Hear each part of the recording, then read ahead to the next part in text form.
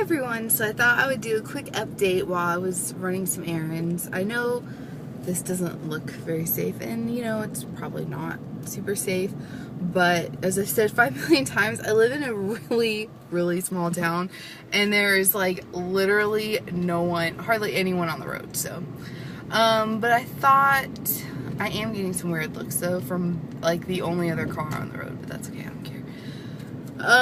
So I thought I would just update you on my life a little bit. I keep meaning to do another video. I have a couple of videos that I want to do, but my cat Tucker, the orange one, got really sick, and oh my gosh, it's been like the hardest week. Last Sunday he started throwing up, which is really weird. Like, I know some cats throw up, but he really doesn't. He never has, and so I thought that was really weird. And I mean, and then he started to, like, later on that night act just not like him. Like, he would growl every time I got near him, and he's a big mama's boy, so I knew that was weird. And luckily one of my best friends was staying with me for the weekend, like visiting, and so the next morning she was with me, and we took him to I'm really lucky also in that we live in like a college town, and it's one of the best veterinary schools in this college town, obviously. So I took him there, and when they palpated his abdomen, they could tell he was in pain, and they also were keeping him for blood work and x-rays. So when they did the blood work, his glucose was really high, so they thought potentially he was diabetic. And the blood work, I don't think anything else came back abnormal, but the x-rays came back abnormal. He had some inflammation in his small intestines, and it looked like there may be an obstruction in his intestines, but they couldn't really tell. And the only way to tell was to do an ultrasound. So what the vet and the student veterinarian suggested was to put him on some pain medication, and just wait overnight, and to see if maybe he just had like, they thought maybe pancreatitis, or like,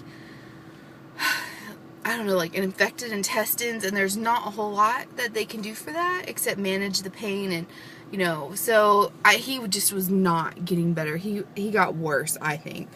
And so obviously the next morning I took him immediately in, and they did the ultrasound, and they found there was some kind of obstruction. We still don't know what it is, and I don't think it's like he ate something. I'm not sure. It wasn't a tumor or anything like that they could tell, so that was good. And after that, his blood work came back excellent. Like, he is not diabetic. He was just under a lot of stress and in a lot of pain, which I guess can cause their glucose to rise. Or I learned a lot more than I ever knew, even being a veterinary technician.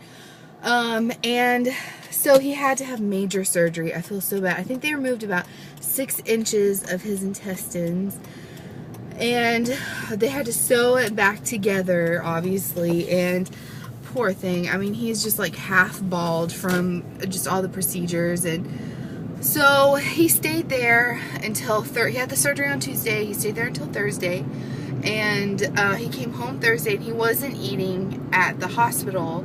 So they said maybe when he's at home he'll eat in like a familiar environment. Well, he's always had such a great appetite, I had a feeling he wouldn't eat, so he didn't start eating.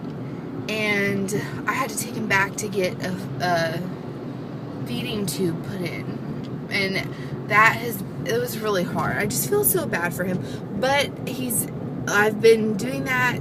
We got him home yesterday. What's today? I don't even know what today is. It's Saturday, yeah. So we got him home yesterday, and I fed him once at home, and then I fed him 4 times so far. I have to feed him 5 to 6 times a day, a certain amount, and he's kept it down, and he is starting to do better. So I am just praying that he pulls through. He's 11 years old, and he is my baby. I mean, Gracie was my baby, and then Tucker was like my first cat, and he's definitely like my cat. You know, cats kind of pick a person sometimes, and he like kind of picked me. Like, he always picks me over my husband. And So if you follow me on Instagram, you've probably seen all the pictures of my poor little Tucker, but hopefully he's on the road to recovery. So I just wanted to share with you what was going on.